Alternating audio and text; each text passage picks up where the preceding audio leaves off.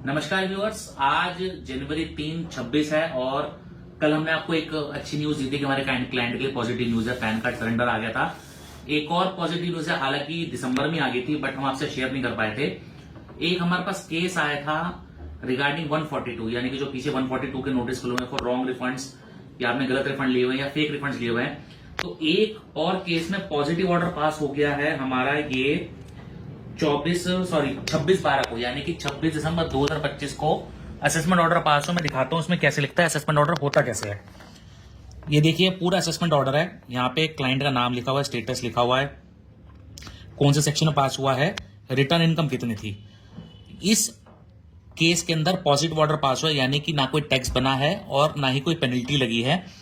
आपको एक रिव्यू देता हूं कि कैसे काम होता है, प्रोफेशनली कैसे काम किया जाता है और पेशेंस के साथ कैसे होता है। देखेंगे जैसे असेसमेंट ऑर्डर है, reason for selection of case आपको आएगा, डिपार्टमेंट पूरी डिटेल देगा।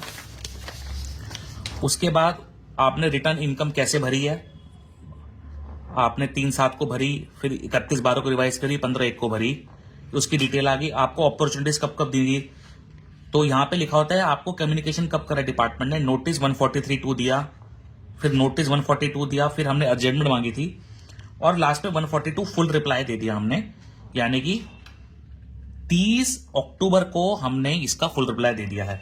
अब डिपार्टमेंट ने क्या करा है, देखो क्या लिखा है नीचे, case where variation is proposed not proposed, यानी कि अब पूरा सिनॉप्सिस बन के जाएगा और डिपार्टमेंट हमें देगा, हमने क्या रिस्पॉन्ड करा और डिपार्टमेंट ने फाइनली क्या रिस्पॉन्ड करा है। इसे हम असेसमेंट ऑर्डर कहते हैं अंडर सेक्शन 143(3) बेसिकली। तो ये हमने रिप्लाई दिया था उसको, सारी लेटर्स अटैच करके दी थी, सब कुछ अटैच करके दी थी। आप पॉइंट नंबर 3.3 में देखोगे, summary of information collected were propose to be against if required nil, यानी कि डिपार्टमेंट ने हमारी निल की प्रोविजन करी है, यानी कि कोई भी टैक्स नहीं बनाया है और इसमें जो उन्होंने प्रपोजन करा था वो हमने जीरो करवा दिया है कंप्लीटली। उन्होंने सारे सेक्शन एग्जाम्पशन लिखे हैं और ये टेबल ऑफ वेरिएशन है। यहां पे आप देखेंगे टेबल ऑफ वेरिएशन में income 1645, income computed as per 143 1645, variation is 0, यानी कि डिपार्टमेंट ने कोई की भी हमारी लायबिलिटी या हमारी कोई भी एडिशनल इनकम प्लस नहीं करी है। अब इसका असेसमेंट ऑर्डर, ये तो हो गया असेसमेंट ऑर्डर। अब इसका कॉम्प्यूटेशन शीट भी आती है, यानी कि कॉम्प्यूटेशन कैसे बनाएगी है। हमने क्लाइंट का नाम छुपा रखा है फॉर सिक्योरिटी पर्पस। अब देखेंगे जैसे जैसे ये आ रहा है, आपने आगे हेड ऑफ सैलरी हो गया, सब कुछ हो गया। उसके बाद ये एक और कंपटीशन शीट आती है पूरी, आपका जब ऑर्डर पास हो जाता है, ये पूरी हमने ऐसे की ऐसे रिटर्न भरी थी, कोई भी वेरिएशन प्रपोज्ड नहीं है इसके अंदर। लास्ट में देखिए जितना हमने टैक्स पे करा था उतना ही टैक्स है और उतना ही रिफंड क्रेडिट डिपार्टमेंट ने कर दिया है। आपकी नॉलेज के लिए मैं दिखा रहा हूं। और ये देखो 1,19,000 का क्लाइंट ने जो रिफंड लिया था वो उसको मिल गया था पहले ही और कोई टैक्स नहीं लगाया। हाँ, एक बहुत मोटा टैक्स लगा है 2 रुपए का। अब वो 2 रुपए कैसे है वो तो हम पे कर देंगे, कोई दिक्कत नहीं है। तो ये ऑर्डर होता है 143(3). उसके बाद कॉम्पिटिशन शीट आती है आपकी 2।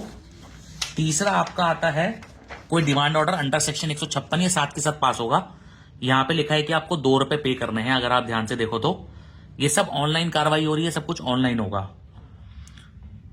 उसके बाद डिपार्टमेंट ने एक और नोटिस इशू करा है 274 जो पेनल्टी का हो रहा है। बोला है कि 10,000 की पेनल्टी क्यों ना लगाएं,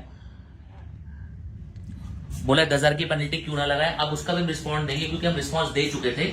जब क्लाइंट को पहली बार नोटिस आया था तो हमने अर्जेंटमेंट मांग ली थी, तो हो सकता है उसके चक्कर में उसने हमें पेनल्टी का बोल दिया हो। इसका भी रिस्पॉन्ड करेंगे और पेनल्टी भी वेव हो जाएगी। मैंने आपको ये ऑर्डर इसलिए दिखाया है क्योंकि बहुत लोगों को कंफ्यूजन है कि असेसमेंट ऑर्डर कैसे होते हैं, क्या कोई अलग से चीजें आती हैं।